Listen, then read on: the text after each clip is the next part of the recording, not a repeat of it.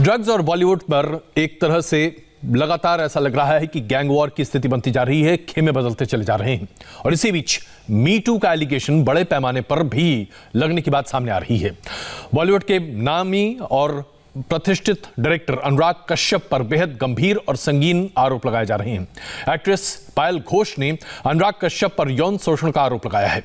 पायल का आरोप है कि अनुराग कश्यप ने उनके साथ जबरदस्ती की, बुरा बर्ताव किया और जबरदस्ती के साथ साथ यौन शोषण भी किया। अनुराग कश्यप ने पायल घोष के सभी आरोपों को बेबुनियाद बताया है। उनका कहना है कि उनका ना तो इस तरह का व्यवहार रहा है, न वो इस तरह का आचरण रखते हैं और किसी भी कीमत पर वो इस तरह के आरोपों को बर्दाश्त नहीं करते हैं। पायल घोष के आरोपों के बाद अब एनसीडब्ल्यू भी सामने आ चुकी है और राष्ट्रीय महिला आयोग ने पायल को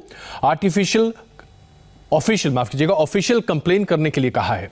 पायल घोष के समर्थन में कंगना रनावत अब उतर चुकी हैं। कंगना का कहना है, जो उन्होंने अपनी ट्वीट में कहा है कि हर आवाज को सुना जाना चाहिए। तो अब दरअसल मीटू को लेकर भी बॉलीवुड में एक खेमेबाजी स्पष्ट दिख रही है।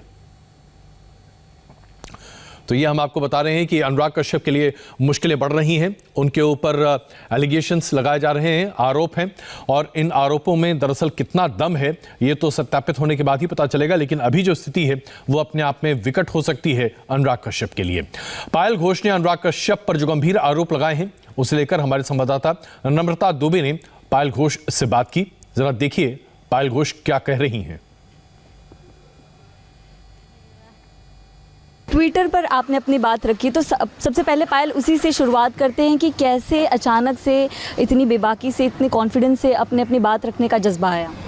मुझे जब मैं देख रही हूँ कि ये लोग they are coming out and talking about women, तो मुझे लगा कि ये लोग इतना वीमेन लिबरेशन की बात करते हैं, सब वीमेन को सपोर्ट करने की बात करते हैं, लेकिन beyond the curtain they are different people. तो ये लोगों को जानना बहुत ज़रूरी है कि जैसे ये लोग बाहर लोगों के मीडिया के सामने आके जैसे बोलते हैं, वो लोग रियल लाइफ में ऐसे नहीं हैं। और पहले भी मैंने बहुत बार सोचा कि इस बारे में बोलूं, लेकिन मुझे सबने मना कर दिया कि ये सब कंट्रोवर्सी में तुम जाओगे ही नहीं, तुम्हारे लाइफ में कोई कंट्रोवर्सी होना ही नहीं चाहिए। और मेरे लाइफ में मैं इतने साल से काम कर रही हूँ, I don't even have even a single negative news about me. So I have always stayed away from all this. But ये चीज़ मुझे लगा कि ये सब मेरे लिए नहीं है, सिर्फ बाकी लड़कियों के लिए। अगर मुझे पता होता कि वो इंसान ऐसे, तो शायद मैं जाती नहीं। तो और जिनको अभी लोगों को पता होगा, तो at least they can take their call कि हमें जाके मिलना है कि नहीं। So somebody like I thought that it is not only about मेरे साथ तो जो होना था वो हो गया है, लेकिन दूसरे जो लड़की है they can take the call and they can decide what to do and what not to. Payal, उस हादसे की बात करें तो सबसे पहले आप उनसे कब मिली, कैसे शुरुआत हुई, एक वो डिटेल में हमें बताएं। मेरे मैनेजर मेरे फेसबुक हैंडल करते थे, तो फेसबुक में ही वॉज माई फ्रेंड, तो मेरे मैनेजर ने उनसे अपॉइंटमेंट लिया था। फिर मैं उनसे मिलने गई थी उनके ऑफिस में, आराम नगर 2। ये 2014 या 15 की बात होगी। End of that time he was shooting for Bombay velvet. फिर उनके ऑफिस में मिलने गई थी। नेक्स्ट डे मैं उनके घर पे मिलने गई थी and he was very nice. First day when I went to meeting, he only called me and I went and he was very sweet, very nice. उन्होंने आपको फ़ोन करके? हाँ, ऑब्वियसली अपने घर पर बुलाया? हाँ, उनके घर पे ईआरडी रोड में। And he was very sweet and I was very impressed. फिर उस दिन मैं आ गई थी घर पे और नेक्स्ट डे वापस उन्होंने बुलाया and then that is the day when this thing happened. And क्या कुछ बात हुई जब आप उनसे मुलाकात करने गए? नॉर्मल बात हो, शुरू में तो नॉर्मली बात हो रही थी। उन्होंने अपने लाइफ के बारे में बताया, मुझे बोला कि यू शुड जॉइन थिएटर। मुझे ये भी पूछा कि you want to be actor और स्टार। एंड उन्होंने अपने लाइफ के भी बहुत कुछ शेयर किए, जैसे कि वो बहुत बड़े फ़ैन है, अमिताभ बच्चन के बहुत बड़े फ़ैन थे और अमित जी के, और आज अमित जी उनको खुद फ़ोन करते हैं, काम की बात करते। तो you know like these are the things is very inspirational. और जब हम तो कोई फिल्म इंडस्ट्री से नहीं आ रहे ना, जब हम देखते हैं कि बाहर के लोग आके इतना अच्छा वेल एस्टेब्लिश्ड है, तो वो इंस्पिरेशन मिलता है। So I was very happy, I was very impress. मुझे बहुत अच्छा लगा उस दिन। नेक्स्ट डे जब वापस उन्होंने बुलाया तो I went to meet him and सब कुछ उल्टा ही हो गया। मतलब आई डिडंट इवन एक्सपेक्ट कि ये ऐसा कुछ होने वाला है। Something very horrific and scary. उन्होंने कैसे अप्रोच किया पायल, क्योंकि उन्होंने मुझे नेक्स्ट रूम, उनके दूसरे वाले रूम में कंप्यूटर वगैरह है जहाँ पे वो कुछ लिखते विखते होंगे, और दूसरे रूम में कैसेट्स, बुक्स, वीडियो कैसेट जो पुराने वो VCR में चलाते हैं वैसे वाला कैसेट्स, जो टेप में चलाते थे वैसे वाला कैसेट्स भर्ती पड़े हुए उनके घर पे, और बुक्स भी थे, लाइब्रेरी टाइप्स का बना हुआ था, और एक सोफ़ा था और टीवी था जितना मुझे याद है।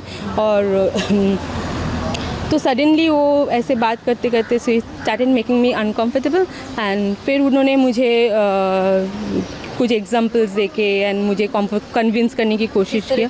जैसे उन्होंने बोला कि there are girls who are just call away and whenever I call them they come and meet me.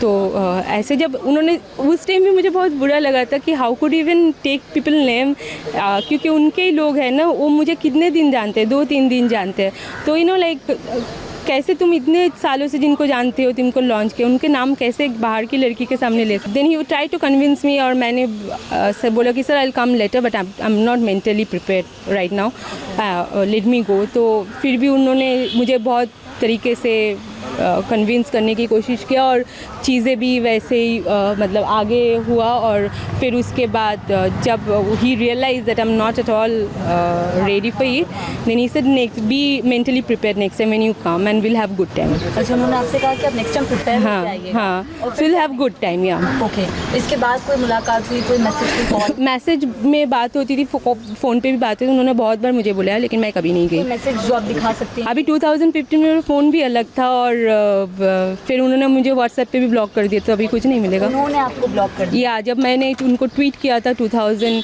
Me too के टाइम में, उसके बाद उन्होंने मुझे ब्लॉक किया। अच्छा, तभी भी आपने ट्वीट करके बात कही थी? हाँ, बोली थी, फिर मुझे सबने मना किया तो मैंने डिलीट कर दिया। मैंने उनको भी टैग किया था, बाकी 3 लड़कियों को भी टैग किया था, लेकिन उन्होंने सबने मुझे बोला कि अभी के अभी डिलीट करो, और you don't get into this, we don't want you to be into controversies. जब लोगों ने मुझे ऐसे बोला तो मुझे फोर्सफुली डिलीट करवाया गया मेरे से ट्वीट्स, और ऐसे बहुत बार हुआ, 3-4 बार मैंने किया, और 3-4 बार भी मुझसे डिलीट करवाया गया। अभी जो मैंने इंटरव्यू दिया था और जो मैंने ट्वीट किया था, किसी को बिना बोल के किया था। अच्छा, उन्होंने आपको कहा कि आप ये ट्वीट डिलीट कीजिए, जिन लड़कियों को भी आपने टैग किया था?